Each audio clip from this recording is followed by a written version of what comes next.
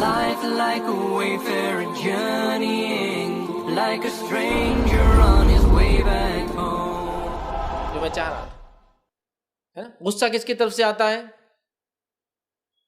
شیطان کی طرف سے نا. نبی اکرم صلی اللہ علیہ وسلم نے دیکھا ایک آدمی ایسا غصے سے لال تھا جیسا کہ بیل ہوتا ہے نا، غصہ آتا تو سانس لیتا تیز. آپ دیکھیں بیل کو جب غصہ آتا سانس چھوڑتا ہے، پیر مار کے پھر دوڑتا ہے، تو ویسا سانڈ کے جیسا ناک پھلا کے تیز سانس. آپ نے کہا اگر میں ایک کلمہ میرے پاس ایسا ہے بول دوں اور اس نے پڑھ لیا فنش، غصہ جبھی چلے جائیں گا. صحابہ نے کہا کیا ہے؟ تو کہا اعوذ باللہ من الشیطان، پڑھ لے غصہ چلا جائیں گا. دوسری بات نے فرمایا پڑھ لے، اس کے بعد کھڑا ہے تو بیٹھ جا، بیٹھا ہے تو لیٹ جا، کنٹرول. ایک روایت فرمایا جب غصہ آئے تو وضو کرو. کیوں؟ اس لیے کہ غصہ شیطان کی طرف سے، شیطان آنکھ سے بنا ہوا ہے اور پانی آنکھ کو بجھا دیتی ہے نا.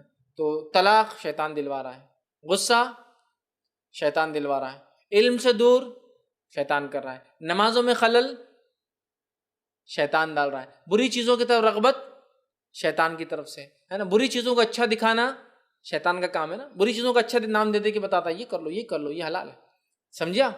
تو ہم محفوظ ہو گئے کس سے؟ شیطان سے. کب تک کے لیے؟ پورا دن. بلکہ یہ شیطان کی گواہی ہے.